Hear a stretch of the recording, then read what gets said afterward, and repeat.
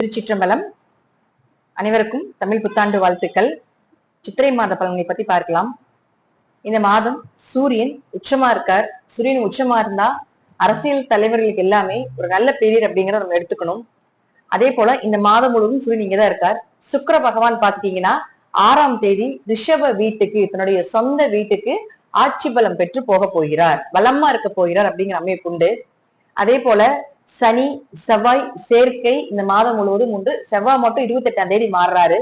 புதன் 17ஆம் தேதி நீச தன்மையிலிருந்து உச்சமாக இருக்கக்கூடிய சூரியனோட சேரப்போகிறார். சூரியன் புதன் சேர்க்கை அப்படிங்கிறது புதாத்திய யோகத்தை ஏற்படுத்தி கொடுக்கும் அப்படிங்கிற அமைப்புகளும் உண்டு. இது உங்க ஜாதகத்துல இருந்தா அந்த யோகங்களும் கொஞ்சம் உங்களுக்கு வேலை செய்யும் அப்படிங்கிற அமைப்புகளும் உண்டு. ராகு கேதுக்கள் அதே இடத்துலதான் இருக்காங்க. குரு பகவானும் பாத்துட்டீங்கன்னா இந்த மாதம் முழுவதும் அதே இடத்துலதான் இருக்கார்.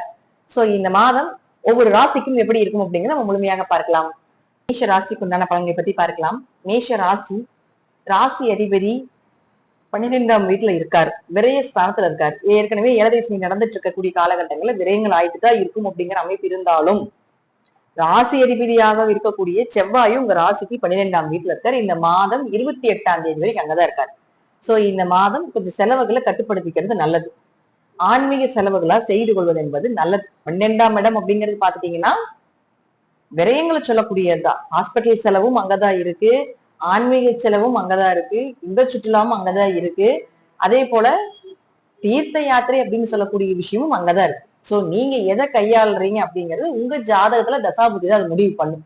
சோ நம்ம ஒரு அட்வைஸா முன்னாடி சொல்லக்கூடிய விஷயங்கள் கொஞ்சம் ஆன்மீக செலவுகள் அதிகமா செய்யும் பொழுதும், செவ்வாய் இருக்கக்கூடிய வீடு மோட்ச வீடாக இருக்கிறதுனால கொஞ்சம் தான தர்மங்கள் இல்லாதவர்களுக்கு இப்படின்னு சொல்லி கொஞ்சம் தான தர்மங்கள் செய்யும் பொழுது உங்களுடைய கெட்ட கர்மாக்கள் அப்படிங்கிறது கொஞ்சம் விலகி போறதுக்கு உண்டான வாய்ப்புகளும் உண்டு. ஏன்னா சனியோட சேர்ந்து இருக்கிறதுனால ஒரு போராட்டங்கள் இருக்கும், கொஞ்சம் மருத்துவ செலவுகள் இருக்கும், என்ன பண்றதுன்னு தெரியாத ஒரு சூழ்நிலைகள் இருக்கும், ஸ்பீடு அதிகமாக இருக்கும், என்ன பண்றோம், என்ன பேசுறோம், எங்க போறோம், எங்க வரோம், பயணங்கள் அதிகமா இருக்கிறது, இதெல்லாம் இந்த மாசம் மேஷ ராசிக்கு உண்டு. ஆனால் பயப்பட வேண்டிய அவசியங்கள் கிடையாது. ஏன்னா இதெல்லாம் நமக்கு எப்பவுமே நடக்கக்கூடிய ஒரு விஷயம்தான். சோ மேஷ ராசினாலே எதையும் எதிர்கொண்டு ஜெயிக்கக்கூடிய ராசி அப்படிங்கிறது அது பெயர் உண்டு. சோ அதனால நீங்க கொஞ்சம் இது போல விஷயங்கள்ல விரைய செலவுகள் சார்ந்த விஷயத்துல கொஞ்சம் கவனமாக இருந்து கொள்வது என்பது நல்லது. அடுத்தது பாருங்க, சுக்கரனை பொறுத்த வரைக்கும் உங்க ராசிக்குள்ள இருக்கார் 6ஆம் தேதி வரைக்கும். ஆனா 6ஆம் தேதிக்குள்ள தன்னுடைய சொந்த வீட்டுக்கு வந்தாரு. அப்ப 2ஆம் அதிபதி 2ஆம் வீட்டுல இருக்கிறது மிகப்பெரிய யோகம். காசு கொஞ்சம் கையில சேரும், பொருளாதாரம் நல்லா இருக்கும். இந்த டைம்ல கொஞ்சம் எங்காவது பணம் எல்லாம் கொடுத்துருக்கீங்க அல்லது யாருக்காவது பணம் கொடுக்கல் வாங்கல் இருக்குது, கொஞ்சம் வீட்டுக்கு உண்டான தேவைகள்லாம் இருக்குது, அதெல்லாம் கொஞ்சம் ரெடி பண்ண முடியுமா அப்படின்னா கண்டிப்பா அந்த சுக்கிரன் கொடுத்துருவார். கொஞ்சம் வீட்டுக்கு எல்லாமே வேணுங்கிறது எல்லாமே வாங்கி கொடுக்கறது, அவங்க கொஞ்சம் எல்லாம் சந்தோஷமா வச்சுக்கிறது, குடும்பத்துல கொஞ்சம் மகிழ்ச்சியா இருக்கிறது, கணவர் மனைவியோட சேர்ந்து அந்யூன்யமா வாழக்கூடிய ஒரு அமைப்பு, இதெல்லாமே இந்த சுக்கிரன் 6ஆம் தேதிக்கு மேல அதுக்கப்புறம் நிச்சயமா நடக்கும். அதே போல உங்களுக்கு அவர் யார் 7ஆம் அதிபதி வேற ஆகி ஆட்சி பலம் பெறுகிறார். இப்ப திருமணம் சார்ந்த விஷயங்கள் கைகூடி வர்றது. இப்ப பாத்துட்டீங்கன்னா இந்த 7 ராசி நடக்கக்கூடிய காலகட்டங்கள்ல நண்பர்களுக்குள்ள கொஞ்சம் பிரச்சனை ஆயிடும், கொஞ்சம் மனஸ்தாபங்கள்லாம் வரும். 7ஆம் இடம் அப்படிங்கிறது நண்பர்கள் தானே. அப்ப நீங்க தப்பே பண்ணியிருக்க மாட்டீங்க, ஆனா தப்பு பண்ணின மாதிரி ஒரு பிம்பம் உங்க மேல எழுந்துரும். சோ அதெல்லாம் விலகும், அந்த பழிபாவங்கள்லாம் விலகும். நண்பர்கள் எல்லாமே உங்களை புரிஞ்சுக்குவாங்க, அதே போல உறவினர்கள் எல்லாமே புரிஞ்சுக்குவாங்க. கொஞ்சம் அக்கம் பக்கத்துல மட்டும் கொஞ்சம் கவனமா இருந்தது. தேவையில்லாத வாக்குவாதங்கள், சண்டை சச்சரவு இதெல்லாம் சின்ன சின்னதா இந்த பக்கத்து வீட்டுக்காரங்களோட வர்றதுக்குலாம் வாய்ப்புகள் உண்டு. சோ அதெல்லாமே கொஞ்சம் குறைத்துக் கொள்வது என்பது நல்லது. அடுத்தது புதன், 3, 6 கூடையவரான புதன், அவரு போய் இருக்கக்கூடிய வீடு அப்படின்னு பாத்தீங்கன்னா நீசத்துல இருக்காரு. பொதுவா 6ஆம் அதிபதி நீசமானா வேலையில பெரும் பிரச்சனை கொடுக்கும், வேலை செய்ய முடியாது. வேலையில ஏதாவது, அதுவும் சனியோட சேர்ந்து புதன் இருக்கும்பொழுது வேலையில ஒரு போராட்டம் இருக்கும். வேலை செய்யக்கூடிய நபர்கள் எல்லாமே உங்களுக்கு எகெயின்ஸ்டா திரும்பிடுவாங்க. யாரை நம்புறதுங்க, யாரை நம்ப வேண்டானே தெரியல, யாரு முதுகுல குத்துறாங்கன்னே தெரியல, எல்லாருமே ஒரே மாதிரியே இருக்காங்களே அப்படின்னு சொல்ற அளவுக்கு உங்க மைண்ட் இப்ப ரெடி ஆயிருக்கு. இப்ப அப்படிதான் உங்க மைண்ட் சொல்லிக்கிட்டு இருக்கு. சோ 6ஆம் அதிபதி நீசத்துல இருந்தா கொஞ்சம் டாக்குமெண்ட் சம்பந்தப்பட்ட விஷயத்துல, எழுத்து சம்பந்தப்பட்ட விஷயத்துல, வீட்டுல உங்களோட ஐடென்டி கார்டு சம்பந்தப்பட்டது, இந்த போல ஆதார் கார்டு, பேங்க் சம்பந்தப்பட்ட விஷயம், பேங்க் புக், இது போல இருக்கும் இல்லைங்களா, பேன் கார்டு, இதெல்லாம் உங்களுடைய அத்தாரிட்டியா இருக்கக்கூடிய எல்லாத்துலயும் கொஞ்சம் கவனமா இருக்கும். ஒன்னா மிஸ் ஆயிரும் அல்லது ஏதாவது ஒண்ணு டேமேஜ் ஆகிறதுக்கு வாய்ப்புகள் உண்டு. சோ அந்த விஷயத்துல கவனமா இருந்துக்கணும். இப்போ அந்த 6ஆம் அதிபதியாக இருக்கக்கூடிய புதன் அப்படின்னு சொல்லக்கூடியவர் உங்க ராசிக்குள்ள என்ட்ரி. அப்ப கண்டிப்பா வேலை இல்லாத மேஷ ராசிக்காரர்களுக்கு வேலை கிடைக்கும். கடன் ஏற்படும். இந்த காலகட்டங்கள் கடன் வாங்க வேண்டிய ஒரு சூழ்நிலைகள் கண்டிப்பா வரும்.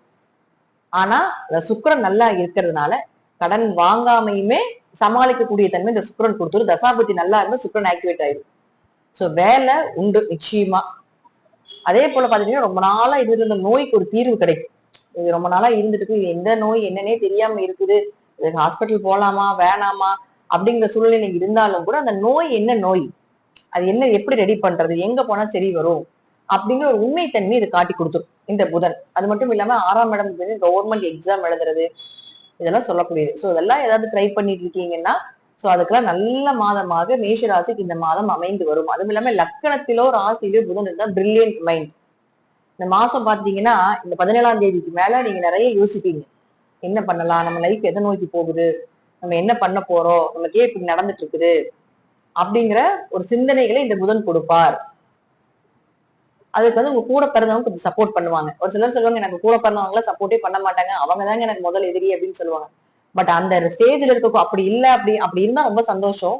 அப்படி இல்ல அப்படின்னா அந்த ஸ்டேஜ்ல இருக்கக்கூடியவர்கள் அவங்க வந்து உங்களுக்கு ஏதோ ஒரு வகையில ஹெல்ப் பண்ணுவாங்க.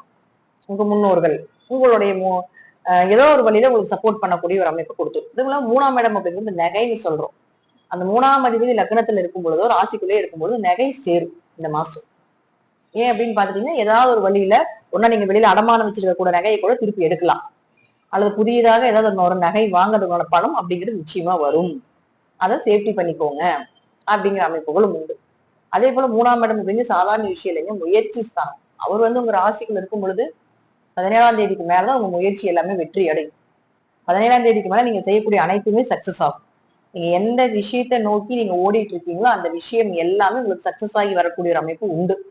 தைரியமாக மேஷராசிக்காரர்கள் இந்த மாதம் போராடலாம், ஜெயிக்கலாம். எதை நோக்கி போனீங்கனாலும் கண்டிப்பா வெற்றி உண்டு. வெற்றி இல்லாமல திரும்பக்கூடிய ராசி மேஷ ராசி கிடையவே கிடையாது. பேச்சாக இருந்தாலும் தொழிலாக இருந்தாலும் எதா இருந்தாலும் ஒரு கை பாத்திரலாம் அப்படிங்கிற மனோதைரியம் மேஷ ராசிக்கு உண்டு. பட் நேரங்காலங்களும் தசாபதிகளும் கொஞ்சம் ஜாதக வீக்கா இருக்கும் பொழுது கொஞ்சம் அந்த கர்மாவை கழிக்கிறதுக்கான சில அவமானங்கள் இந்த 7.5 நிலை நடக்கும்.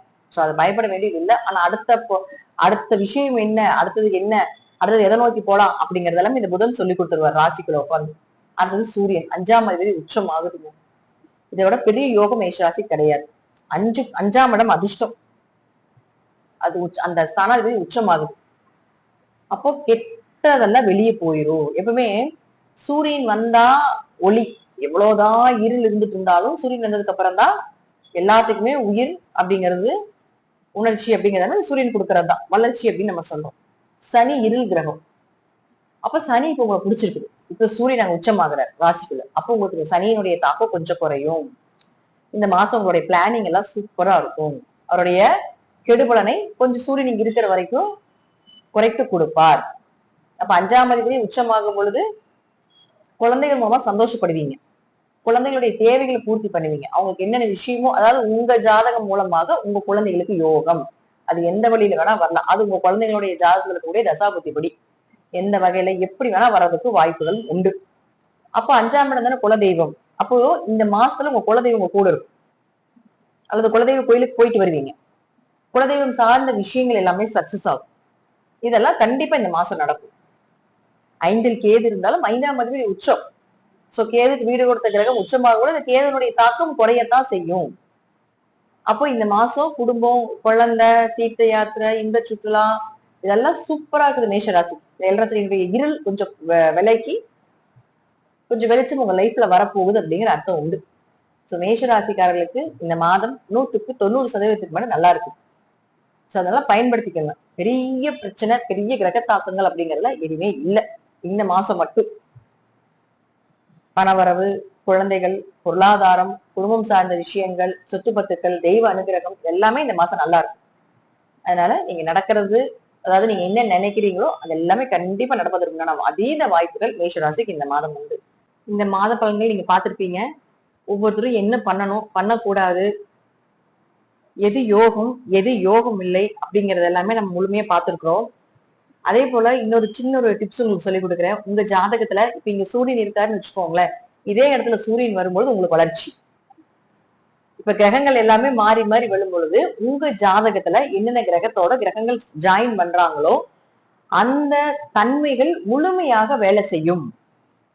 இங்க சுக்கிரன் இருக்காரு அப்படின்னா இந்த சுக்கிரன் கட்டி இப்ப உங்களுக்கு சூரியன் வரப்போகுது. அப்ப இந்த சுக்கிரனுக்கும் சூரியனுக்கு உண்டான பலன் அப்படிங்கிறது முழுமையா நடக்கும்.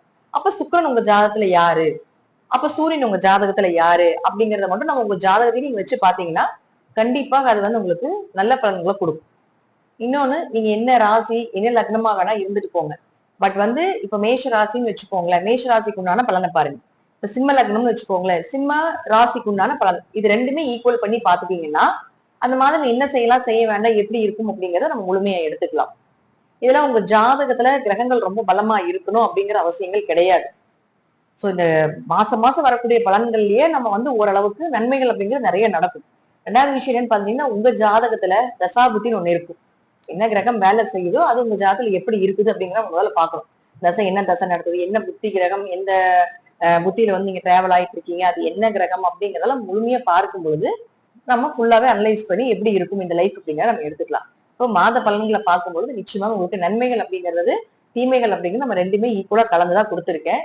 சோ இதெல்லாமே பாத்துட்டீங்கன்னா உங்க தசாபுத்தி ரீதியாகவும் அதே போல உங்க ஜாதகத்தில் இருக்கக்கூடிய கிரகங்கள் ரீதியாகவும் நான் சொல்லக்கூடிய கருத்துக்கள் சிறிது மாறுபடலாம். நன்றி. மீண்டும் ஒரு நல்ல பதிவுல சந்திக்கலாம். திருச்சிற்றம்பலம், தில்லையம்பலம், ஸ்ரீ நரசிம்மர் திருடிகளை சரணம்.